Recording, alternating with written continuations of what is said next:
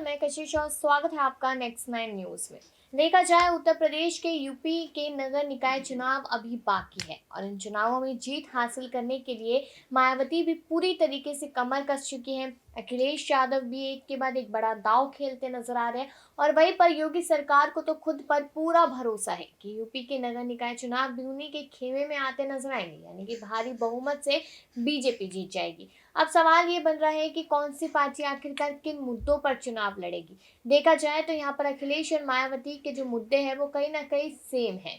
यहाँ पर बात की जा रही है कि दलितों को आगे बढ़ाया जाए, पिछड़ों की बात की जाए, यहाँ पर मुसलमानों की बात की जाए, महिलाओं को आगे बढ़ाया जाए। और कहीं ना कहीं अब मायावती इसके लिए खेल खेल चुकी है। उन्होंने सुबह ही एक बड़ी अनाउंसमेंट कर दी जिसमें कहा कि यहाँ पर महिलाओं को ही आगे रखा जाएगा, महिलाओं को ही बड़ी जिम्मेदारी दी जाएगी और यहाँ पर जिस दिन चुनाव होगा तो चुनाव के विंग में यहाँ पर महिलाओं को आगे किया जाएगा, यानी कि महिलाओं के नेतृत्व में ये चुनाव लड़ा जा रहा है और अगर जीत हासिल होती है तो किसी न किसी महिला को कोई बड़ा ऊंचा पद दिया जाएगा।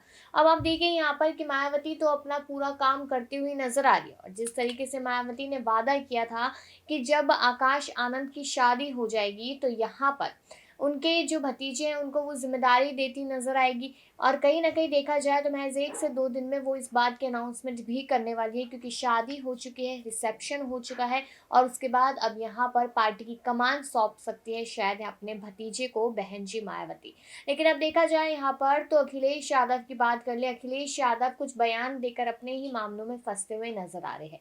सबको पता है कि यूपी में अभी सबसे ऊपर और मुद्दा जो चल रहा है वो अतीक अहमद का चल रहा है। अब अतीक अहमद की बात की जाए तो यहाँ पर उन्हें उम्र कैद की सजा भले ही दे दी हो, लेकिन उन्हें डर है कि कहीं उनका अभी भी एनकाउंटर ना करा दिया जाए, इसलिए प्रयागराज में नहीं बल्कि वो साबरमती के लिए पुलिस के साथ रवाना हो गए थे। अब यहाँ पर अखिलेश यादव का एक बयान सामने आता है जब वो कहते हैं कि मैं कोर्ट के फैसले का यहाँ पर सम्मान करता हूँ, लेकिन यहाँ पर अतीक अहमद को फंसाया जा रहा है बीजेपी की तरफ से। और वही बीजेपी के लोग जब चुनाव हुए थे तो उनसे मुलाकात करने जा रहे थे, उनकी वोट लेने के लिए बात करने जा रहे थे। तो अखिलेश यादव अब इस मुद्दे में फंसते नजर आए। केशव प्रसाद मौर्य आए दिन उन पर कोई ना कोई तंज कसते हुए नजर आते। शिवपाल सिंह यादव भले ही एक्टिव हो लेकिन उनको लेकर कोई खास बड़ी खबर सामने नहीं आ रही। बीजेपी की साइड देखा जाए तो यहाँ पर लगातार कयास लगाए जाते कि अब नहीं तो अब यहाँ पर अपर्णा बिष्ट यादव को कोई ना कोई बड़ी जिम्मेदारी दी जाएगी, लेकिन नहीं दी जाती। अब यहाँ पर ऐसा लग रहा है कि बीजेपी खेमा और सपा खेमा शांत बैठे हुए हैं और यहाँ पर जो कहीं ना कहीं ऊंची छलांग मार सकता है वो बसपा का खेमा है,